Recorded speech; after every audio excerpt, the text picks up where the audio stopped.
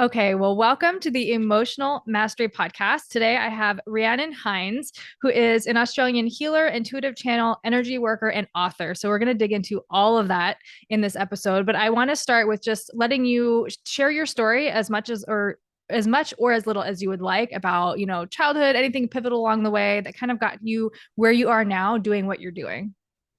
Yeah, sure. Thank you so much for having me here. Um, yeah, so I suppose I never, as a teenager and in my early 20s, I never felt like I was intuitive. I never felt like I was anything that I am now. But I always had a desire for magic. I always longed to be in the magical realms. And now that I think back to before I was ever a teenager, maybe when I was like 10, I used to have these really intense out of body experiences. And for about maybe 60 seconds, I would just be like thrown out of my body and I would be like, who am I? Like, who is Rhiannon? What is this house? And then I would try and explain it to like my mom and my dad, and they'll be like, oh, that's interesting. It didn't really make sense to them. And now I can see, like looking back, I always associated with like my soul aspect, my higher aspect, and I always found my human reality like really temporary and transient. And that has made more sense as I've got older. But yeah, there was definitely a period there where I forgot very deeply who I was Mm. from my teenage years into my early 20s, definitely. And I was deeply, deeply sad at one point when I was probably about 22. I had an office job that made me feel so shit, if I'm allowed to say that. Mhm. So shit, so depressed. I just felt like I wasn't worthy of anything more. I didn't deserve happiness. And I had a relationship that brought me joy in that he was my friend and we got along, but it didn't feel expansive. It didn't feel alive. I had a mortgage and I was ticking all the boxes. Like I've always been a high achiever and I've always wanted to do the right thing, like, fit the good girl mold. And I was really doing it. And I just felt like I wanted to die. And like I just felt like I wanted to escape. And in that life, I started to rebel. I started to really rebel. Like, so my partner then, he was very clean cut, like a real good boy. He's a policeman now. He's a lovely guy. But I just wanted to rebel so deeply. And I wanted to find magic.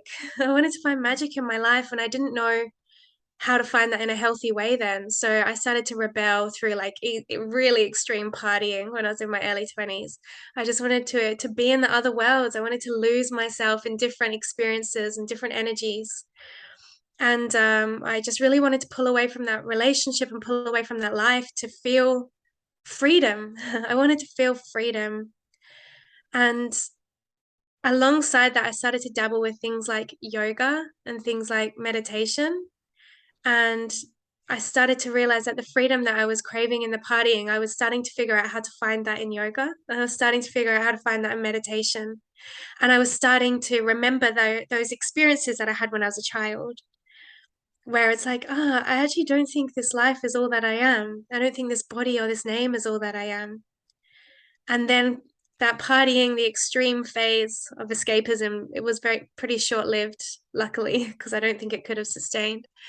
And yeah, and I started to really dive into these practices like meditation, yoga, and I also started to really dive into my practice with I like oracle cards and tarot cards, and I started to realize I could listen. The more quiet I was in meditation, the more I could hear these voices, the more I could, and it's just the voice of my higher mind, nothing too out there, that we all have it. But yeah, over time my life started to change. I left that relationship. I moved away from that job and I started to step into the fear of the unknown. I started to allow my heart to lead and I started to just expand and grow and lean into trust and make decisions that made me uncomfortable. And it was leaving that relationship and taking a job that I felt really unworthy of at the time, which was to be a remedial massage lecturer, and leaving that relationship, something happened in that exact year where I just changed forever. It was like I jumped off a cliff because the cliff was horrible. I jumped off the cliff because I just couldn't be there any longer, and something caught me. and took me to the most beautiful mountain that was like my life as it kept evolving. And yeah, so that was my my background, I suppose, was learning to channel, learning to use cards alongside my work, which was in teaching body work. And then that all merged together and evolved over the years to be my energy work, to be the way I do energy work now, with channeling and everything all in once, and now teaching that. Yeah, so it's been a long time coming. And so 10 years on from that super sad girl, I can say that. Mm-hmm. I definitely don't feel like that anymore. Yeah, that's beautiful. I know I think too, or I hear stories like yours, especially having those experiences in childhood. And and like you described, like that time frame where you kind of like forgot, right? And so, because I always wonder, I'm like, did I ever have any sort of out of body experiences or things that I just were convinced that weren't what they were, by our well-intentioned parents. And it's just really interesting. And I think it's just so beautiful to have had those experiences very young. I think it's something I've always, as I'm like navigating being intuitive and, quieting the mind, which I feel like is my big like focal point right now. But just kind of like looking back to those phases or hearing those stories, it's just very inspiring, and it's very yeah, I think just you saying like there was a time frame where it was like almost forgotten, and like kind of going into the Yeah. depths of those, you talk about like partying. What was it you were seeking the freedom? Were you finding it in those moments in some way? I mean, and I believe Yeah. everything happens for a reason, right? Like that led you to this experience, to that experience, to another. But Yeah. yeah, what was it like specifically that you found or you learned through that time? Yeah, I love that. I love that question because it's really easy to paint those experiences as bad, but looking back, I feel that they were necessary for me. Mm-hmm. That that experience of freedom and escapism through partying, something happened there where I was opened. Mm-hmm. And what I had always struggled with in that period of my life was true connection. I felt very lonely, like I didn't have deep intimacy with my partner, and I didn't have true intimacy with most of my friends. And as I explored with different substances, which I had never done before because I'd always been such a good girl, I felt my heart opening, and I felt deep connection without words and without having to know someone. And I felt like a meeting of the heart, a meeting of the heart. And I started to really crave that connection. I started to like long for anything that wasn't superficial. And I think that's why so many people, that's what propels the addiction to partying in so many of us. Because it's like, well, how do I find that? How do I get that open again? How do I open to feel everyone like that? How can I get everyone to see me in the way that I felt seen last night? Mm-hmm. And yeah, so it was instrumental for me because that was the first time I felt that deep connection and that deep opening. And then as I progressed through my spiritual journey alongside that, I was recognizing it. I was recognizing the feeling and noticing I don't need to I don't need to like really push the boundary with substances in order to find connection, but I Mm-hmm. had to do it that way in order to open, Yeah. I feel. Yeah. I think Not that I would that's encourage that for everyone's got a different path to get mm-hmm. there, but for me, Mm-hmm. I needed it for sure. Yeah, and I think that's powerful, and exactly that description of partying and how it opened you up and how you felt that connection, because I think a lot of us do feel lost and very disconnected with those around us. And I think Mm. back on my 20s, my early 20s, my like partying days, and I have as far as like astrology, my Chiron is your wounded healer, right? So I have a lot of wounding in groups, in community. And so like just as you were describing that, I like got chills because that was exactly why I felt like I was partying and doing the drugs too, because yes, it was allowing that connection without the overthinking, right? Without like the Yeah, hesitations, and it just made me, even though in hindsight, was I really seen? Probably not, but it made me feel like I was part of something, right? Whether it was yeah, of value or if it was real, or like you said, the next day it's like you wake up and you're just like, oh, who are those people again, like whatever. But in the moment, right? It is Yeah. you are kind of getting what you're seeking. It's not like Yeah. long term, but I like the way that you describe that. And yeah, and I think everybody has their process. Everybody has their experiences. So whether that was part of anyone's or not, like there is, I think, everything happens for a reason. I truly believe that. Yeah, I agree. Mm-hmm. I think if we're on, if at the same time as like diving into those more unhealthy ways to explore connection, if I think if at the same time we're lucky enough to be exploring like true deep community and connection through other ways, then it's Mm-hmm. going to be short-lived. But Mm-hmm. it's like when that's all we've got, then that's when it fuels some sort of addiction and maybe becomes a little bit unhealthy for sure. Mm-hmm. Yeah. And then when you, like you described, you kind of like jumped off this cliff, right, into this new life. And how do you, like, as a channeler, as somebody who is intuitive, how do you discern between your mind and source, right? Because I think a lot of times it can get like the ego tells us stories, and I know like source is love. It's not fear based, it's not anxiety based, but I think sometimes we can get confused, right, between what's ours and what's not. Yeah, definitely. So I think the more chatter that there is in our lives, the harder it is to discern between those two.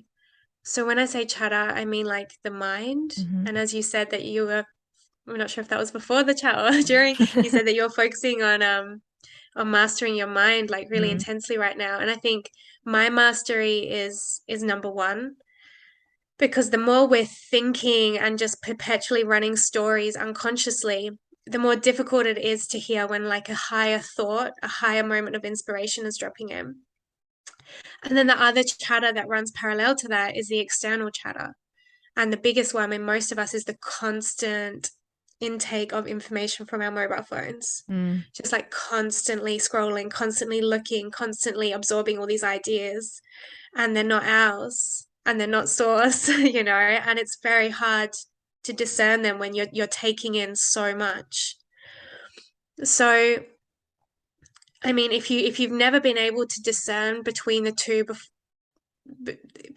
before, I would say the best thing to do is to limit both of those types of chatter as much as you can so that you can reacquaint yourself to the subtlety of your deep knowing.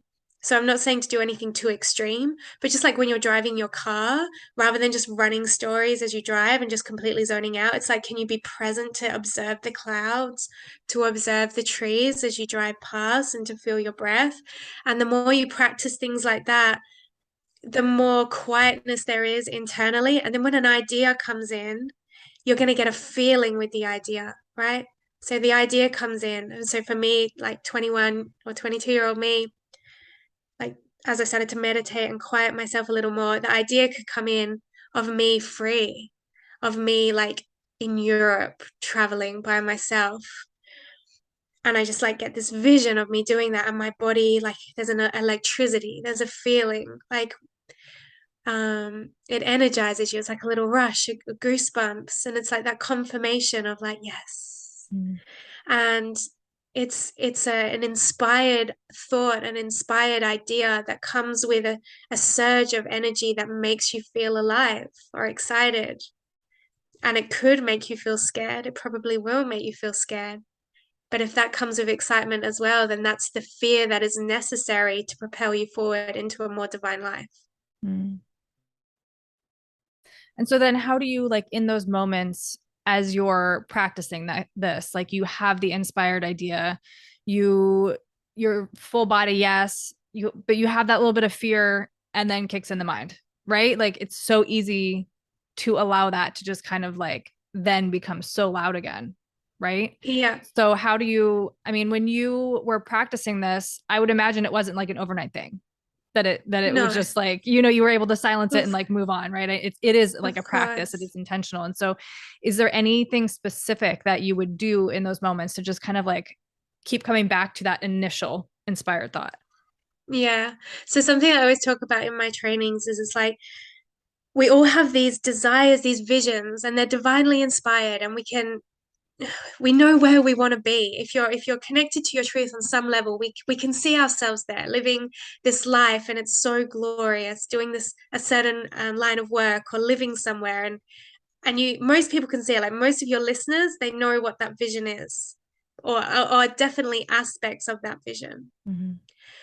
But in order to get there, yes, it's going to be scary and they're going to be challenged, because the person that you need to be to fulfill that vision is you, who has moved through so much of your limiting ideas, limiting beliefs. So every step along the way is going to challenge you, initiate you, and progress you, right? So if you get step one, you're only going to get one step at a time, but you get given a step, an idea.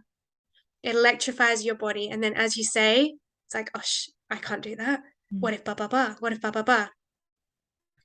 So, first of all, did the idea excite you so deeply that your body responded, as you say, a full body yes, or that, you just smiled, or you thought, oh my gosh, one day I have to do that, If it did, then just stay with it, hold it. And then ask yourself, okay, so this fear that's kicked in, what is the worst that could possibly happen? What is the absolute worst case scenario? So the worst case scenario. So say like you want to quit your job and you want to pursue this vision, this business vision or something. That's like a big one. And the fear is probably going to be money, scarcity. What if I fail?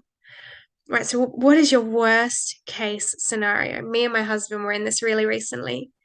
And our worst case scenario is that we had nothing. We bought with our money a caravan, and we put it on a piece of land, and we just grew vegetables, and we ate those vegetables, and we just, with our two kids, that's what we did. That was our worst case scenario. It's like, how would that feel? I'd be okay with that. It wouldn't be the best, but I could find peace there. So if that's my worst case scenario and I found peace with that, then why the hell wouldn't I just go for it? Mm-hmm.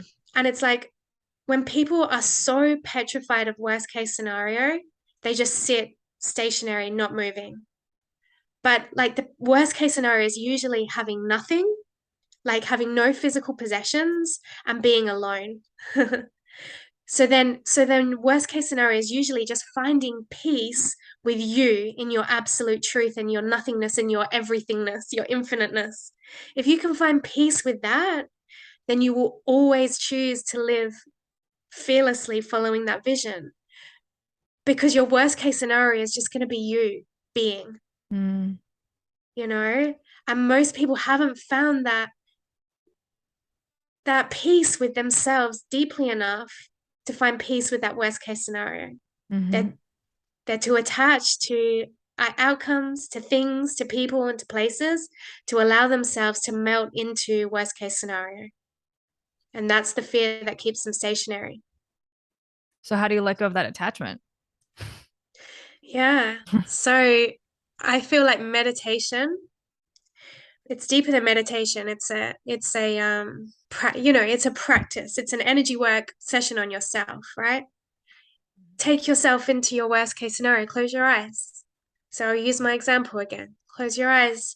I'm sitting on the step of the caravan. I've got a few pieces of clothes in my caravan. The kids are playing outside on the grass. I breathe into my heart. And I feel the sun on my heart, I feel the sun on my cheeks. And then I get that little downpour, that little shimmer of energy that tells me I'm safe, that I'm always going to be safe. I'm always going to be taken care of. There's nothing to worry about. There's never anything to worry about. The vision that excites you, that electrifies you, it's not your vision. It's God's vision. It's the divine vision. It's been gifted to you. It's been seeded into your mind. Why would you be misled? You can't be misled. You're being guided. And if it's the vision that excites you and lights you up the most and makes you feel so full of love, go for it, and you will always be taken care of. You might not like how it looks, but you'll always be taken care of. So the more you can come into those quiet practices of meditation, take yourself into a field naked. That's all you have. That's all you are. You're in a field naked. And feel the earth beneath you. Feel the sun above you. Feel the trees around you. How lucky are you? How much have you got? How deeply are you provided for?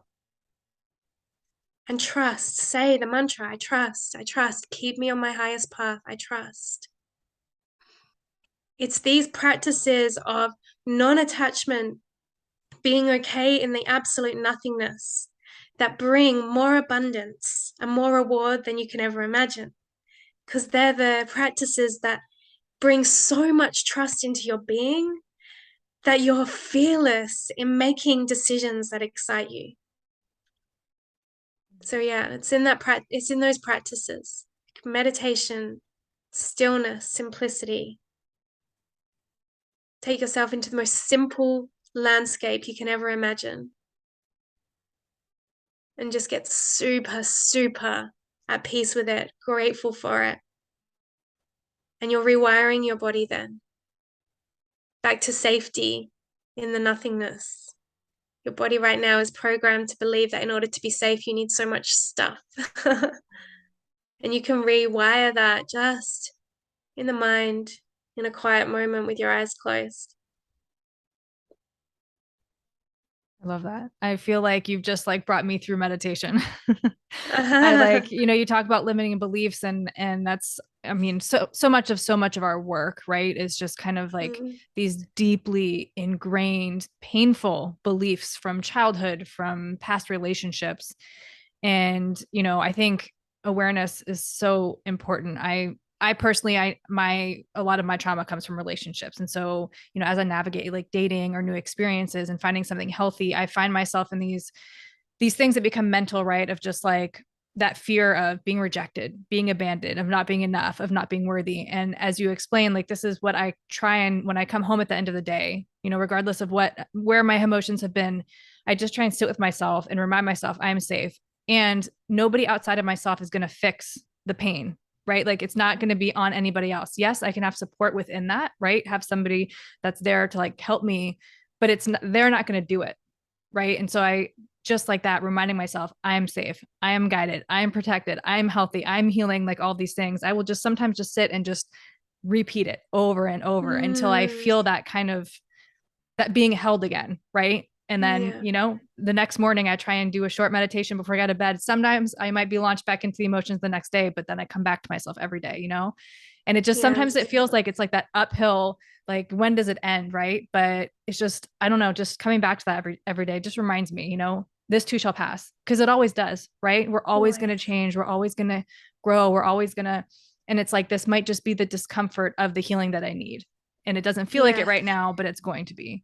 And I just like always hang Yeah. on to that. And I think it's beautiful, the vision that you provide and the way that you express it. And yeah, it's just personally just completely hit home for like exactly what I've been kind of processing. So thank you. Yeah. Oh, my It's pleasure. beautiful. Mm-hmm. And I feel like as well what you're doing there is so beautiful as you're just, you're just allowing things to arise one day and knowing it will pass. And then as we work to master the mind, whilst being okay with our emotions, so allowing the emotions to arise and just feeling them, loving them, whilst cultivating the mind, then what we have is we have then the two aspects of ourselves. We have the aspect of ourselves that's had the worst day ever, is like in the shower, just like, feeling so down. And then the aspect of ourselves that smiles at ourselves and says, the part of yourself that says, this will pass. Mm-hmm. The training of the mind is the training of the voice that is, this shall pass. Mm-hmm. And that's like almost like the father voice, as the child weeps in the shower. Nothing's as hard when you've got that observing mind. So that's so beautiful that you're cultivating that. Mm-hmm. Yeah, and I always remind myself too that saying that's like pain is inevitable, suffering's optional, right? And it is that mind 100%. that is creating that suffering. And how can we Mm. separate us from that and just observe it? And sometimes it feels almost harder in that awareness, right? Because it's like, Yeah. like, and we were kind of talking about human design before we pressed record, but my authority, I'm not sure if you remember yours, but mine is emotional. And so I'm constantly on Mm. this wave of emotions. And so sometimes when I'm in this low, I have to remind myself it's just energy. It's just mechanics. It's just where I'm sitting, and I don't have to attach it to someone or something that's happened, right? I can just Yeah. allow it to Allow be, it to be. because I believe, spirit speaks to us through our emotions, but our mind Yeah. clings to it, and then it becomes this like massive thing that is so much more than it needed to be. Yeah. Absolutely. Like the mind can just perpetuate and run a story. Like, you just have to see it in animals. When Mhm. when a dog has a fight and the dog is so charged, the dog is just like fully in its rage, just like, "Rah, rah, rah, rah." And then when he's done with the fight, he does this big shake and he's like fully present, back to tail wagging, like back to eating his food. He's not running a story about the fight, staying all angry all day, Mhm. So like that rate, we have the primal emotion, the emotion that couldn't that has to arise. It has to arise as a response to a situation. But then we can feel the emotion, be present with it, love it, just allow it. And if we're not running a story, it will just pass. But then the interesting thing is that the more open we get, the more advanced we get in our evolution of our consciousness, the more we're processing emotions for each other and for the collective who cannot. So the more open I've gotten, probably the more open you've gotten, I will have a true emotional response. And there's nothing that has happened in my day apart from just like a vision has come in. And it's like it might feel dark, and I just feel this heaviness, this density. And I know I've just got to be with it. I've got to sit, I've got to allow myself to feel it without any story around whose it is or why, and just feel it and love it, because what is coming into our bodies more and more is all that is unloved and ready to be loved, whether that's ours, whether that's our ancestors, whether that's our future descendants, or just the collective people we don't know. All that is ready to be loved and healed is coming to the surface to be loved and healed. And if you're an open conduit who has the capacity to love and feel your emotions with ease, then you're going to be given that opportunity over and over again. And it's a gift for you as well as the collective, because as you're healing and loving your whatever emotions are there, you're creating more space to expand within your own body as well, and you're receiving an upgrade, I suppose, in every time you feel that and allow it. Mhm. So it's beyond even our own experiences, what's there to be healed. And that's why it's so important to not have a story, because it's never Mhm. going to make sense.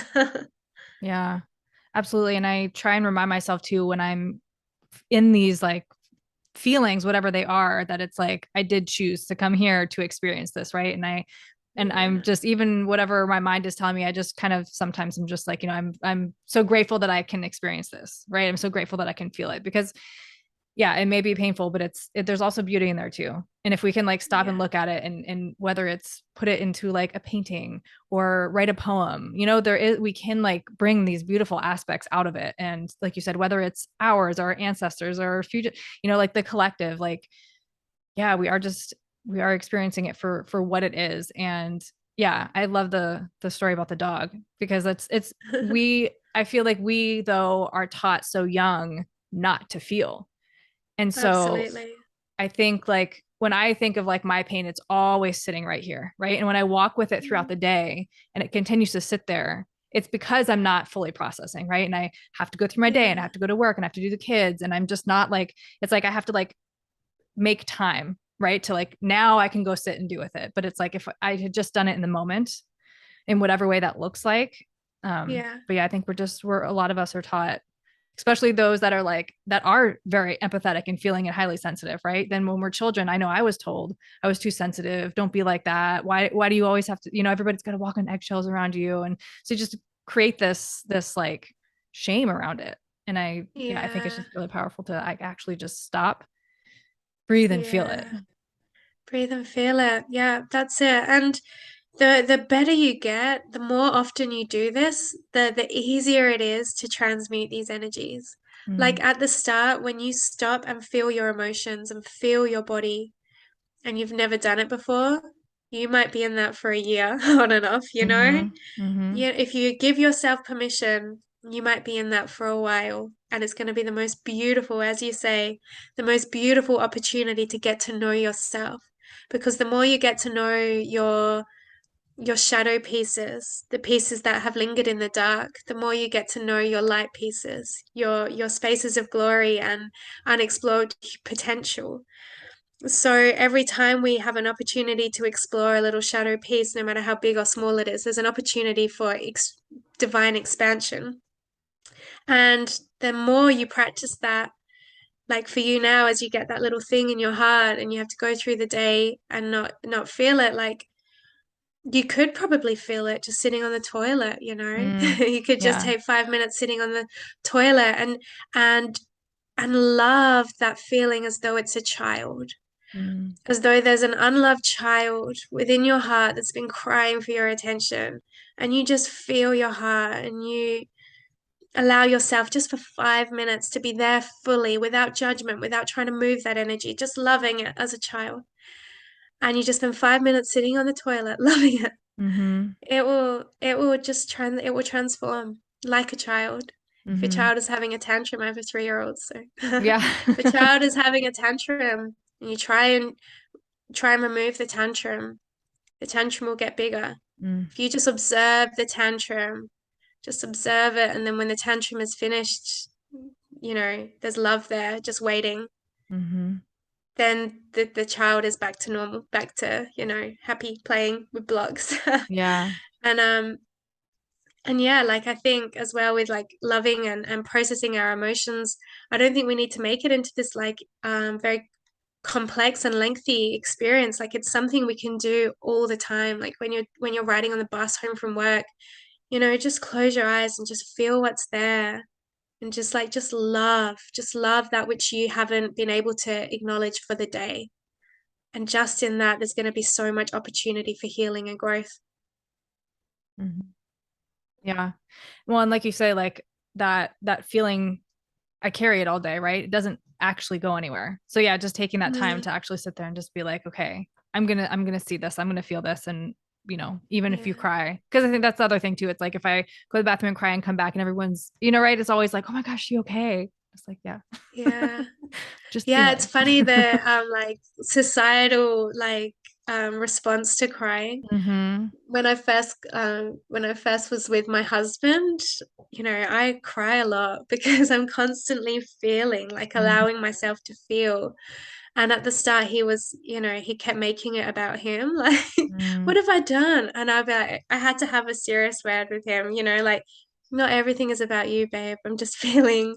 I just feel, you know, just Mm-hmm. love me and witness me as I feel. And he Yeah. gets the message pretty quickly. Yeah. Well, when I went to therapy, I went for a few years, and my therapist, whenever we were in group therapy, she always said, if somebody cries, like before we started, right, she would be like, if somebody cries, please do not pass them a tissue because tears are welcome. And when we pass somebody a tissue, we're telling them to stop. And I was like, I had Yeah, never thought of it that way ever.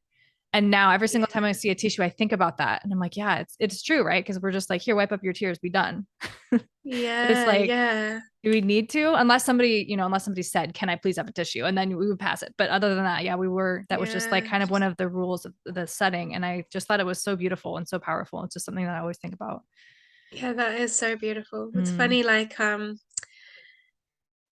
in my energy work sessions, you know, tears are always flowing, but that people have held so much in for so long, usually so much more than tears wants to flow. You know, people mm, start coughing things up and things that have just sat so dormant. A couple of weeks ago, someone actually like vomited. mm, And I think it was just a response to all that had been suppressed for so long.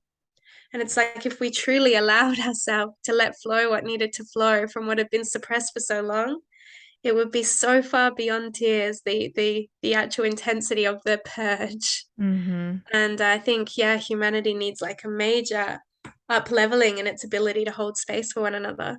Oh yeah. The very first time I did any sort of energy work, I remember I mean, I had never experienced my complete body. It felt like it was like taken over. Like I was shaking and I was crying and it was just like I felt so much rage and I was like afraid of it in the moment. I was like I can't, like, my kids were sleeping in the other, you know, and I was just like, I had to like stop the session because I just was like, I don't know where this is going. There's so much there. So I like have since gone back through with like breath work and kind of gotten to that point again and just like slowly. But I wonder too if I just had time to just like really fully release what that would have looked, you know, would have looked like and what I would have felt like after that specific session. But like, yeah, my very first experience, I mean, it is scary, right? Just knowing you have so much that needs to come up in whatever way that comes up. And I know everybody Yeah. experiences it differently, but it's like Yeah. lifetimes of suppressed emotions and it just makes you sick. Yeah. It's that primal rage of a suppressed Mm, humanity. Like it's so powerful.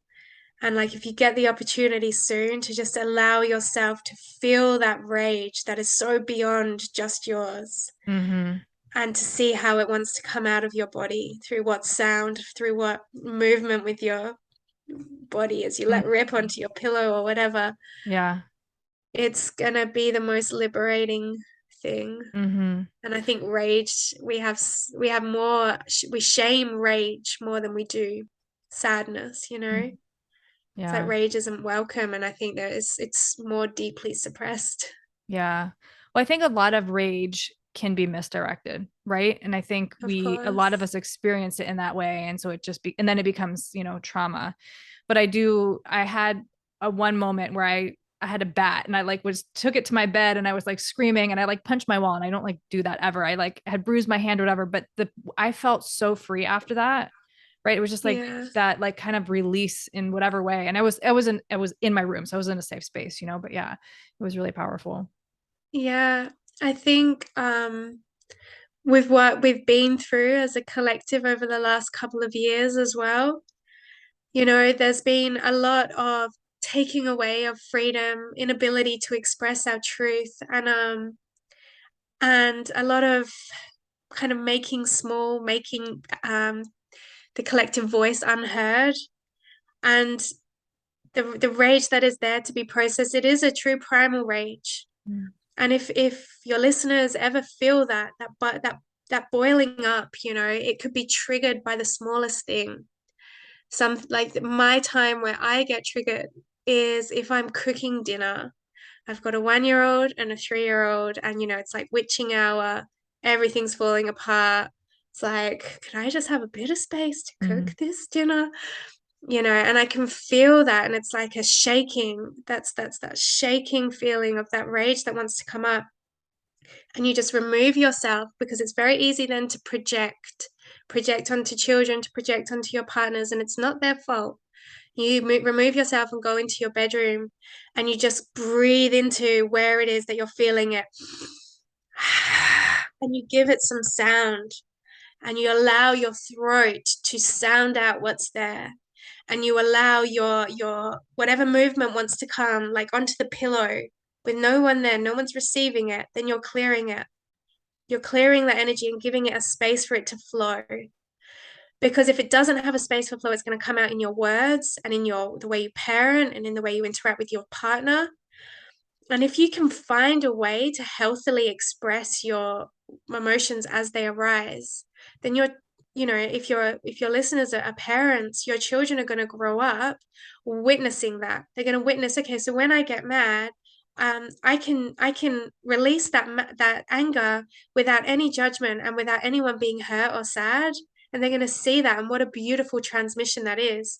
But usually we are too trying to be the perfect person, trying to be the perfect mum, that we're not allowed to feel rage. And so it just sits there in our shaking hands and comes out in our snappy words. And mhm, it's not fair. So if we can reprogram and rewire ourselves to process as emotion and energy arises, to process healthily, without projecting, as and when it's there, we're gonna like literally transform the world like within one generation. mhm, Because as you say, like most people associate rage with an unhealthy projected rage mhm. and experience trauma as a result of that. And we could shift that. Yeah. And it's just what's been passed on, right? I mean, I catch Exactly. myself Yeah. sometimes reacting in ways that I was reacted to as a child, and I catch myself and I'm like, no, I want to rewrite this story. Like this is not how I want to project outwards. But I know, and even if you sit there, even if you're feeling like you explained it, and I know full well how frustrating that can be, right? Like being in that environment, you're just like, oh my gosh, I can't even think, like questions coming from here and here, and I'm trying to do something. But even if you're sitting there with a smile, right, they're still going to feel it because our energy Yeah. speaks it loudly too. So Yeah. I love that tool to just kind of like take yourself away, and however you can get it out, just like Yeah. process it. And And that, yeah, sorry, Rochelle. oh, I was just gonna say, my son is 6, and I see a lot of anger that comes up, or frustration, right? And so I always tell him like it is okay to be angry, right? It's what we do with Yeah. it. So I witness people sometimes tell him, "Oh, you're acting like this. Go in the other room," right? And I'm just like, "No," and I will go to him, and I'm like, "It's okay. It's okay to feel Yeah. anger. It's okay to feel sadness. It's okay to feel pain. Whatever you're feeling is okay." Yeah. So, That's beautiful. Yeah, that's a really, especially for young boys, mm-hmm, so it's so important for young men. And mm-hmm, I love what you said about how if you're smiling as you're feeling that anger, it's kind of dissolves it a little bit. And it's like that higher mind. The power of the higher mind is just incredible because if the higher mind isn't there, then the emotion, the rage is all that is there in that moment where you're cooking dinner. mm-hmm, But if your higher mind is there and you're observing like your body, how it's responding to the situation, and you're observing, and you can kind of smile and take like a helicopter view and just think, oh, this is intense, and just have a little giggle. It kind of dissolves the frustration anyway. mm-hmm. So I love that. Yeah. I love that. Yeah, and the universe has a sense of humor. If I ever forget Totally. that, it reminds me real quick. It's like just calm down. Yeah, it absolutely does. Yeah, Definitely. yeah. Well, I would love to shift and talk about your book. So you have a book coming out. I would Yeah. love for you to just like talk a little bit about it. It's called The Keepers of the Light Codes, correct? Yes. Yeah. So can you explain what the light codes are?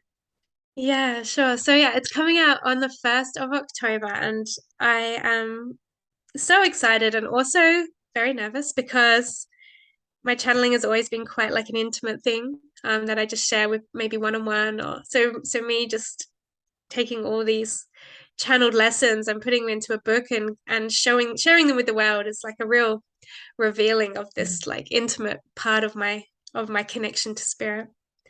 But the light codes are that which anoints us into our purity, into our truth as conscious, living, breathing earth beings. It's quite simple, really. And everything that we've kind of spoke about throughout this chat, when you've got your commitment to your divine vision, you're observing your emotional body, you're just committing to your like a life of love and truth and purity and forgiveness, where life is easy and abundant, right? So just imagine this life. This is really as human existence is intended to be. And this is the human existence that we are returning to. So as the earth changes, there's an undoing, there's a reprogramming so that the earth can be reborn. So as the earth is reborn, humanity must be reborn. And the keepers of the light codes are us. Mm, they're the earth beings who have received those codes, who've received the codes to put down their perpetual addiction to suffering, to open their heart and to step into selfless service, and to step into their commitment to their connection to spirit, and just to allow that life to unfold naturally and divinely. And it sounds quite holy and pure and everything. But the reason that this book came through now, or when it did, is because we're ready for this. Humanity are ready for this. Like, look at your podcast, like Rochelle, the work that you've been doing to help people to get to this point. Look at the work so many of us been doing. As you say, breathwork journeys, like medicine journeys, like 10 years, 20 years, just like this deep, deep work. When does the work end? When does the journey end? Is there a turning point where we can change the way we view our connection to spirit and our connection to our healing? And from what I've channeled, the answer is yes. Like, it ends It can end now. It can end now, and you can step into a new frequency, a new energy where you claim your wholeness and your completeness. And you just emanate the truth of who you are and just allow life to unfold from that truth. So it's a book that is, like, I think, just ahead of its time, because so many of us would question whether we're ready for that.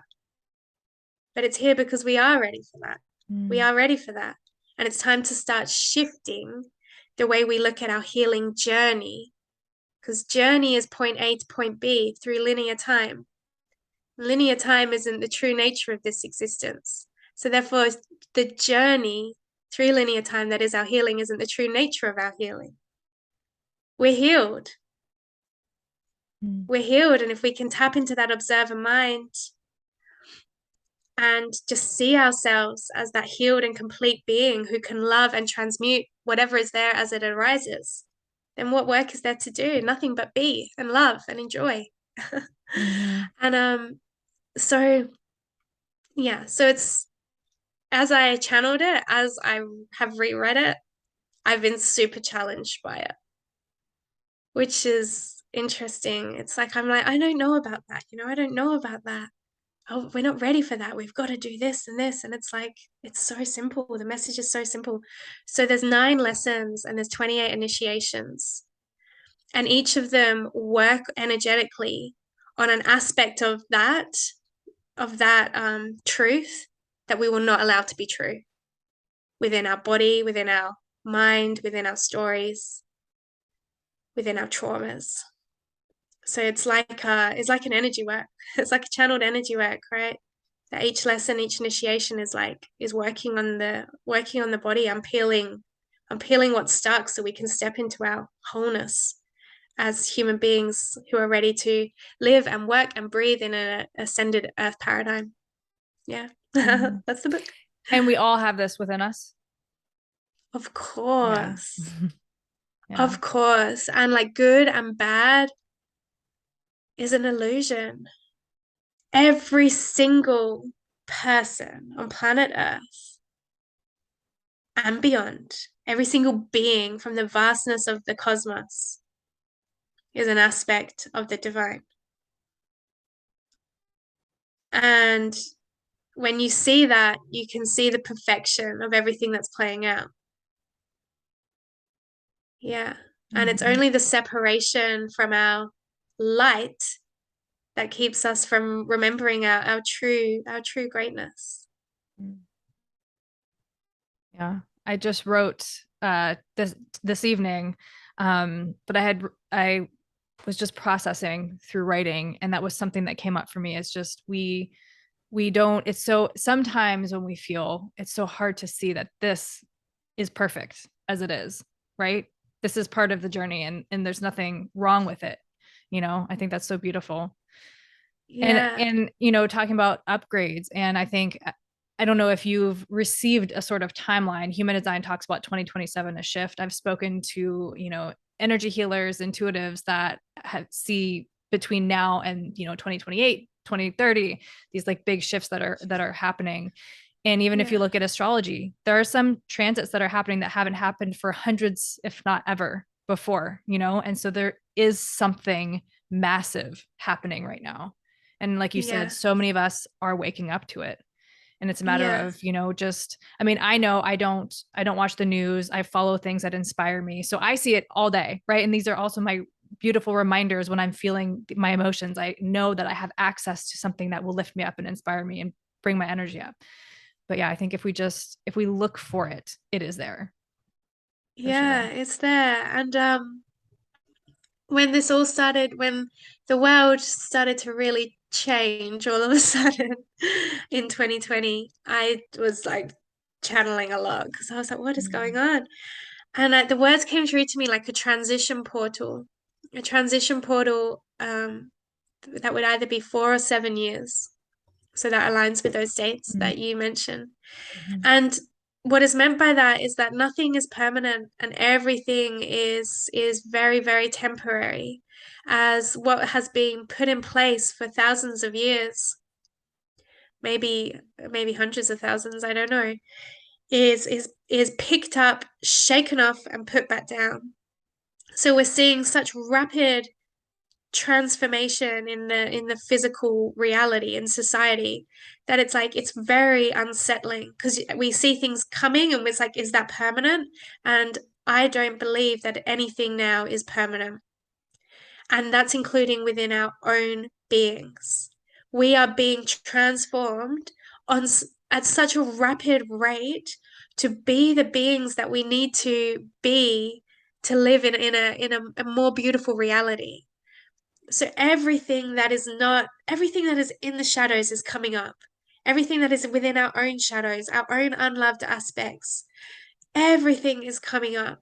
So we are going to be healing ourselves more deeply than we ever have before. But it's not going to last. Like, just as the earth is in a transition portal, a transition period, I believe that we are at the same time, just moving through things at such a rapid rate.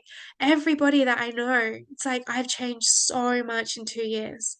I don't know anyone who's on this path that says they haven't had the biggest upgrade that they've ever had in the last 2 years.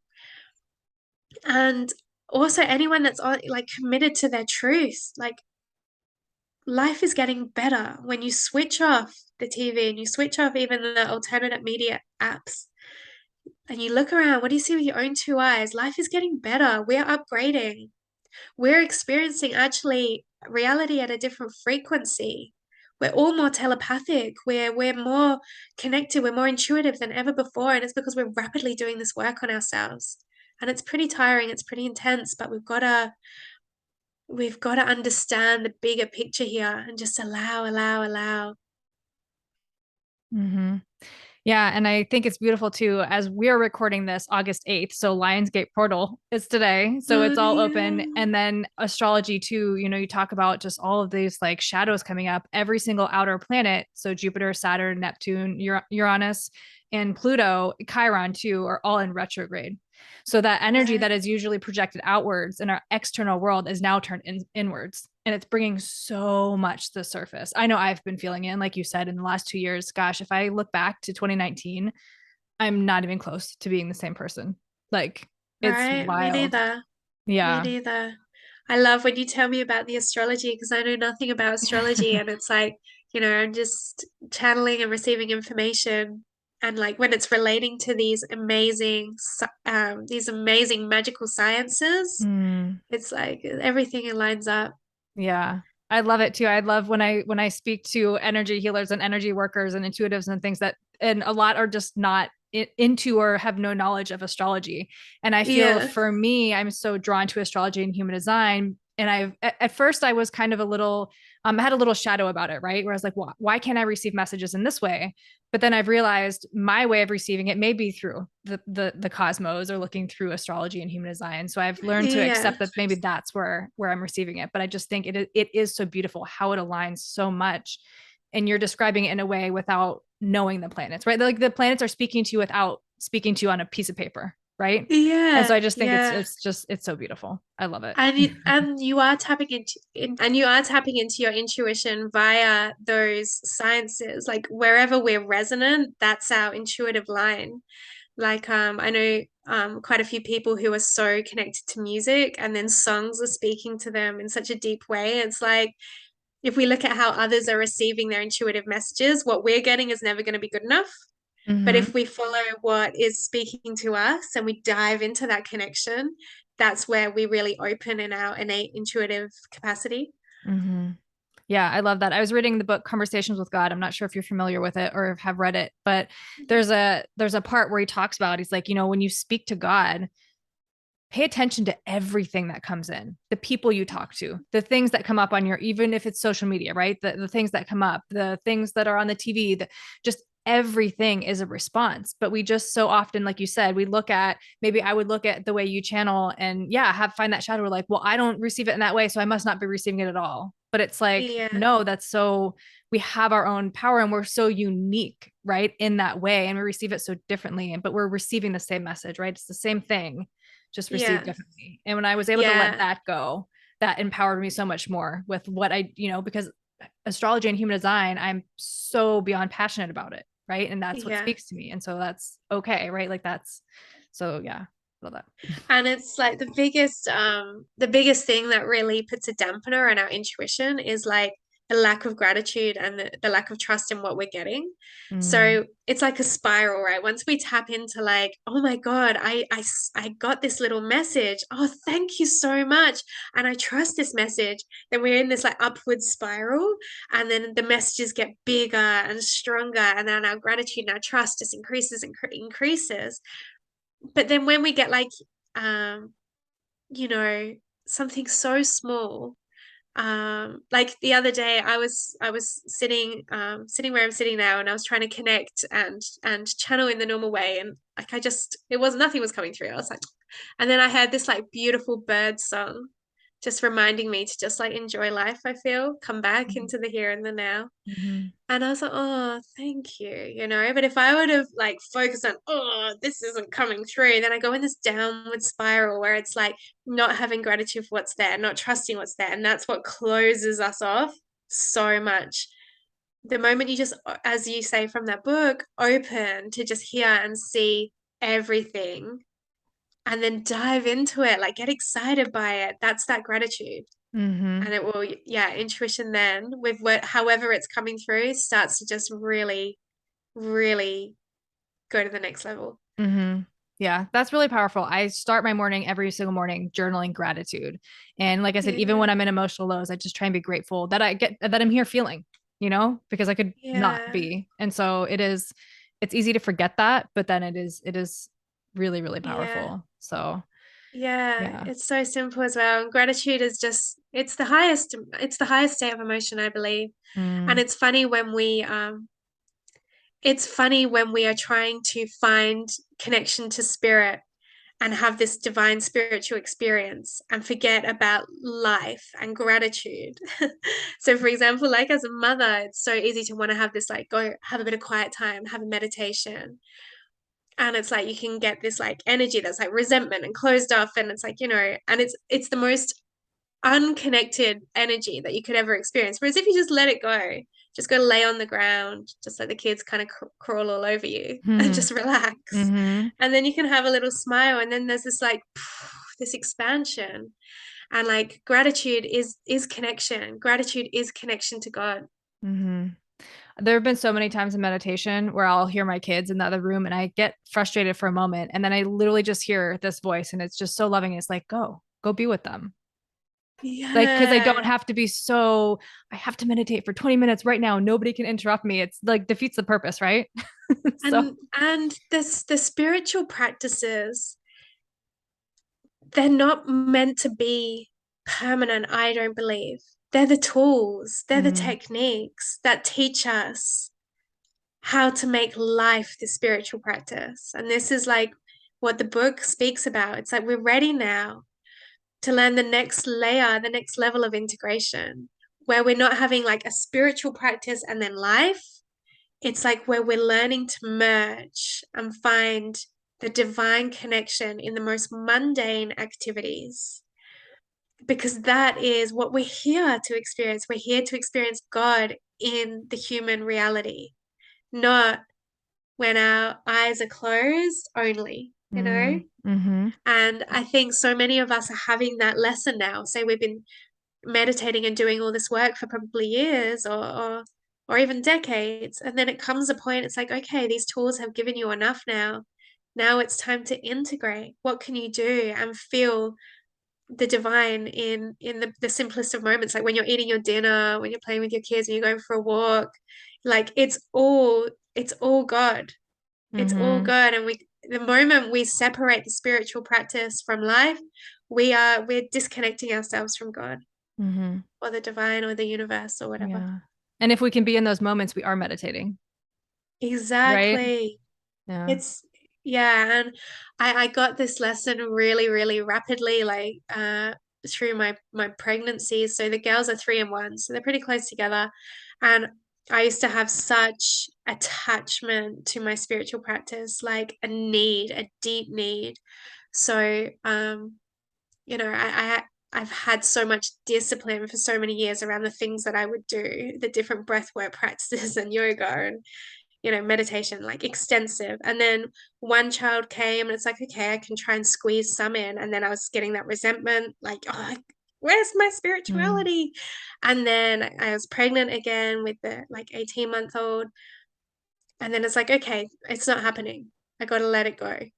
I got to let it go, and I got to just reconnect. And this is when I feel I advanced so much in my consciousness and my understanding of why we're here and who we are, when I just learned to just let it all go and just be. And I saw my children, I saw my little toddler so differently. Like my observation and admiration of her became my spiritual practice.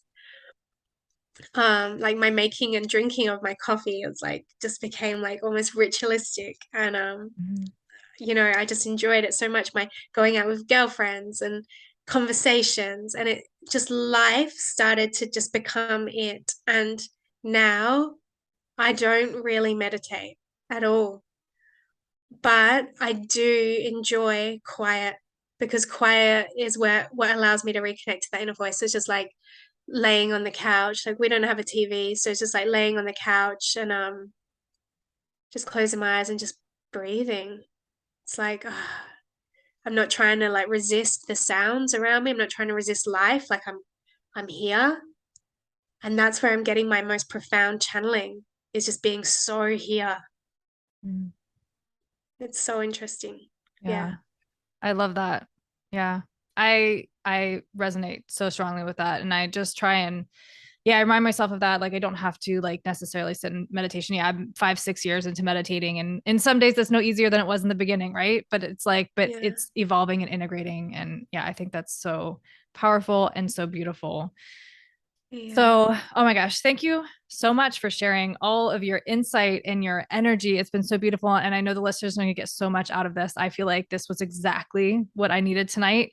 This is why I love the podcast and connecting with people and sharing stories and sharing tools, just to like exactly for what we talked about, right? Like regulating emotions and just trusting ourselves and all those things. So, where can people find you? Where can they get the book? Any last words you'd like to leave them with? Yeah. Um, I've enjoyed this so much. I actually, as you just closed in, I was like, oh yeah, we're on a podcast.